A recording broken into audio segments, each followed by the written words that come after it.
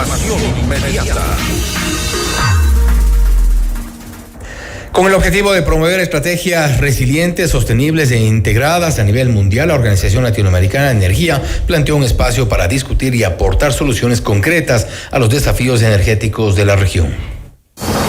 Esta es la entrevista de Fausto Yepes. Hoy con...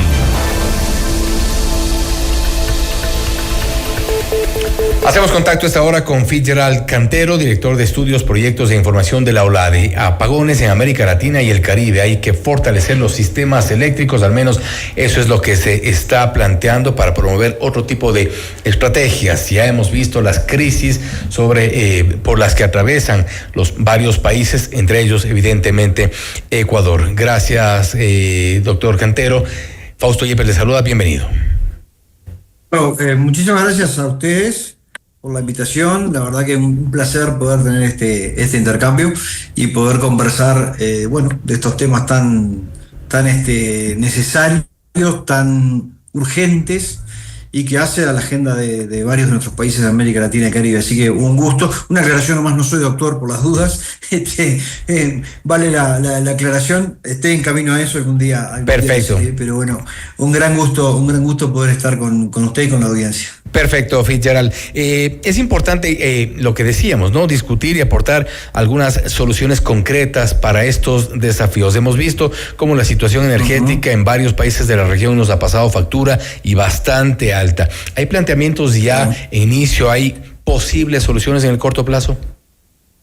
Sí, a ver, las distintas situaciones que se van dando en distintos países con distintas realidades y por distintas causas. Y eso es una primera definición que tenemos que tomar. Es decir, bueno, esto es una situación que se da en muchos países, que se da por distintas razones y que por lo tanto hay que tenerlas bien claras para saber cuáles pueden ser las distintas soluciones. Y hay soluciones, por supuesto que algunas a más corto plazo, otras a mediano y a más largo plazo, pero soluciones hay y que hay que obviamente tratar de planificarlas, de diseñarlas, de instrumentarlas y ejecutarlas. Y además hay un dato interesante, ¿no? Nosotros tuvimos este webinar desde la OLADE, como usted mencionaba, y es interesante porque tenemos expertos de varias regiones, ¿no? De Latinoamérica, una visión desde Asia, una visión desde Europa, una visión desde Estados Unidos. Y los expertos coincidían en que ningún país está libre de estas cosas. Y por más desarrollado que sean. O al revés, ningún país, por estar en vías de desarrollo, es que le pasa esto. Es decir, también a los países desarrollados les pasa esto. También Europa ha vivido, y hace muy poco ha vivido, restricciones complejas respecto al tema energético, pero puntualmente ha vivido también en el pasado problemas respecto a lo que tiene que ver con los apagones, con los blackouts, con situaciones en las cuales pierden energía por un buen tiempo.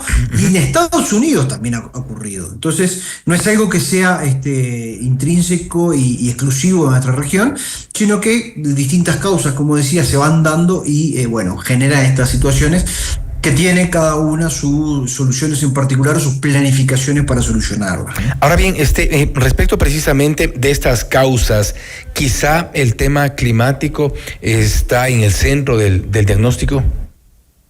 Sin lugar a dudas, buena parte de nuestros países tienen en sus matrices energéticas una alta dependencia del recurso hídrico, de lo que es la energía hidráulica.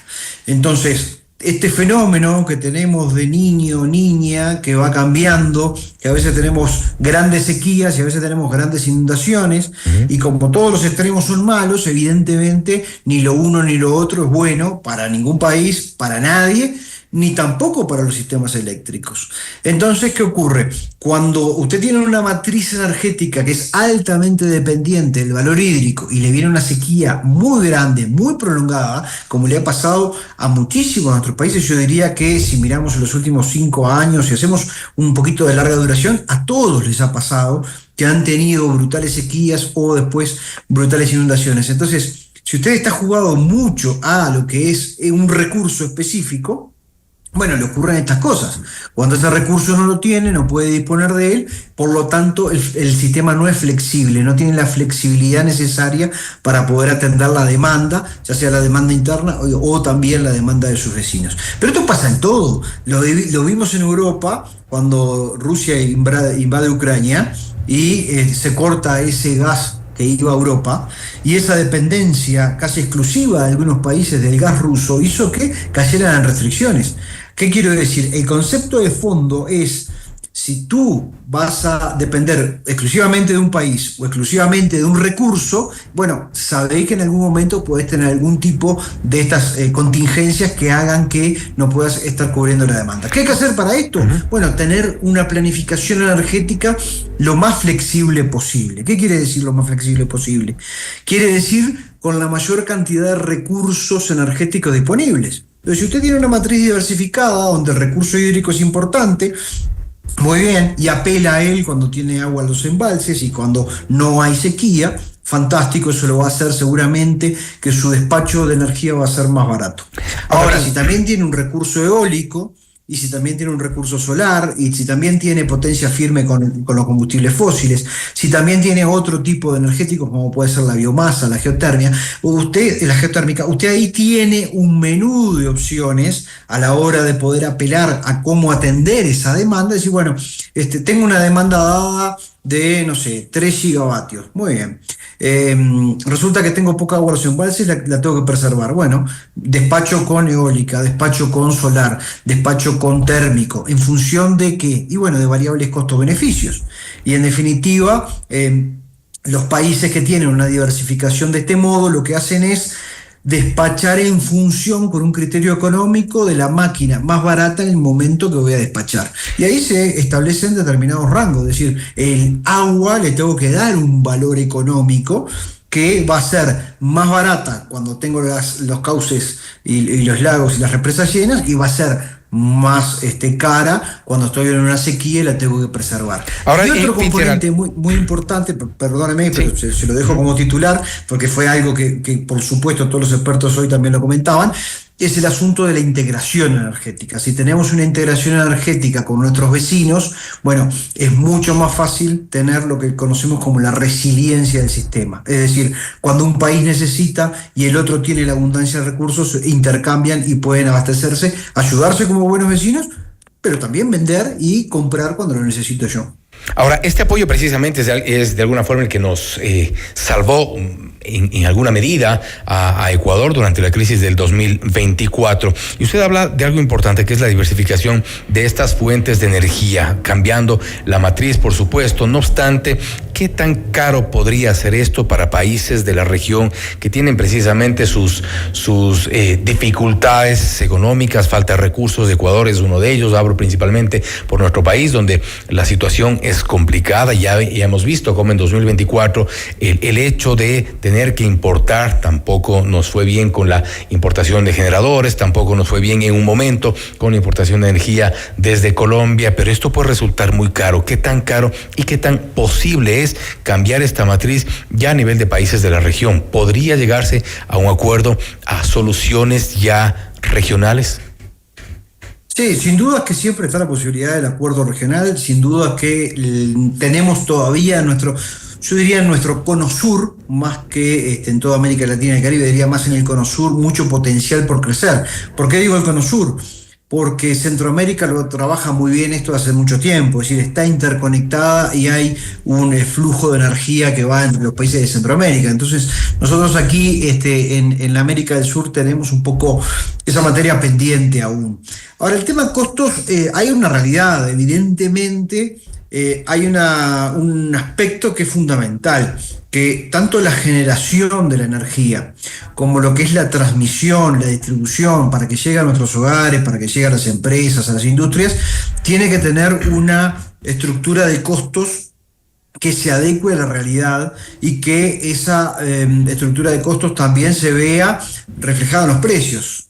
¿Qué quiero decir con esto? Quiero decir que a veces pasan en algunos de nuestros países, yo vivo en Ecuador y conozco la realidad, al igual que ustedes, pasa que la energía que se paga es más baja, el costo es más bajo de lo que, o sea, el costo de factura, digamos, mensual, es más bajo que el costo de producción, de generación, de la distribución y la transmisión. Entonces, ¿qué pasa? El sistema necesita un mantenimiento. Entonces, hay ahí un trabajo, un desafío para los países de transparentar los costos. Entonces, claro que todo tiene que estar establecido claramente en cuanto a cuál es la estructura de costos de cada uno de los componentes, tanto de generación como de transmisión como la distribución.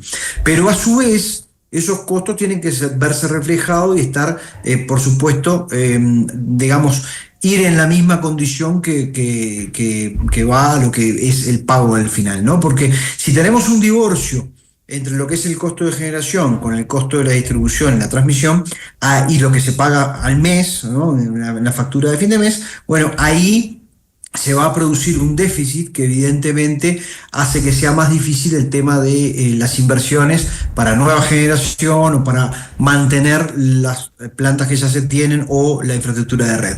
Hay un punto fundamental que es la necesidad de contar con inversión. Y yo creo que nuestra América Latina tiene una oportunidad muy importante porque claramente las inversiones miran a nuestra región, porque es una región que tiene un potencial enorme para seguir creciendo en materia de energía, en materia de renovabilidad. Hay un dato fundamental. Nosotros el año pasado hicimos un ajuste donde veíamos que del potencial que tenemos de energía eólica en toda la región de América Latina y el Caribe, solamente utilizamos el 32%.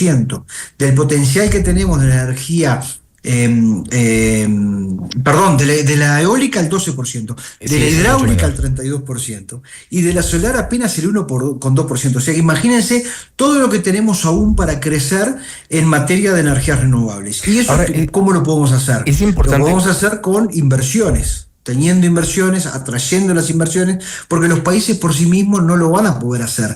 No lo pueden hacer con los presupuestos nacionales, porque los gobiernos tienen que atender otras demandas que tienen que ver con y eso es importante, con la seguridad. Fitzgerald, porque también hay que tomar muy en cuenta la situación económica de la población en nuestros países, principalmente en la región. Y esto es, claro, usted mencionaba, por ejemplo, estos números rojos que ahí está. Necesariamente a los gobiernos les toca subsidiar la energía, porque si cobrarían las tarifas tal cual a la producción, o por lo menos para equiparar, sin ganar, creo que habría también otra serie de problemas, se abrían otros huecos en cuanto a la generación.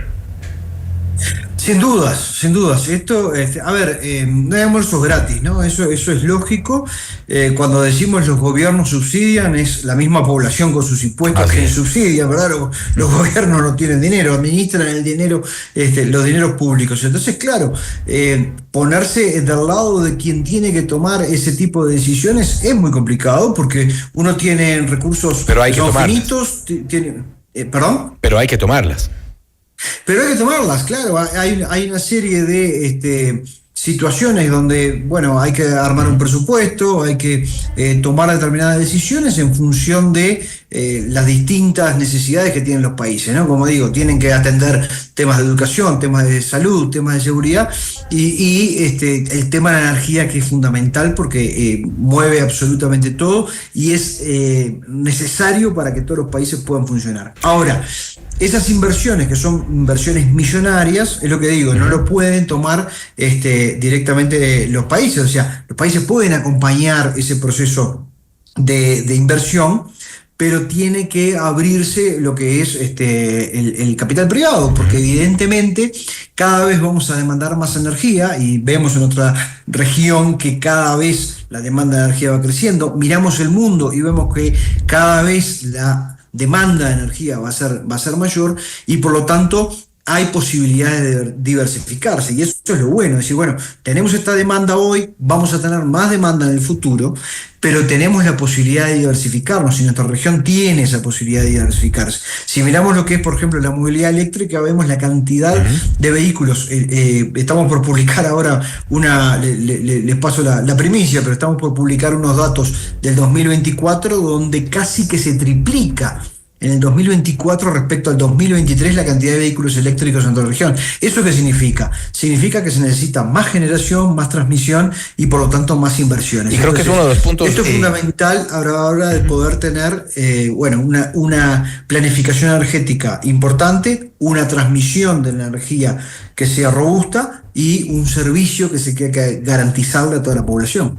Importante lo que usted ha planteado también, la participación del sector privado. De hecho, fue el factor diferenciador de Colombia en la crisis del 2024 por la que atravesamos en nuestro país. Fitzgerald, nuevamente le agradecemos por haber estado con nosotros. Creo que es un tema para largo aliento, un tema también para larga discusión, los desafíos, las soluciones. Hay todavía que diagnosticar más aún cuáles son las posibilidades en cada país, evidentemente en la región. Nuevamente, gracias por haber estado con nosotros. Gracias por su tiempo.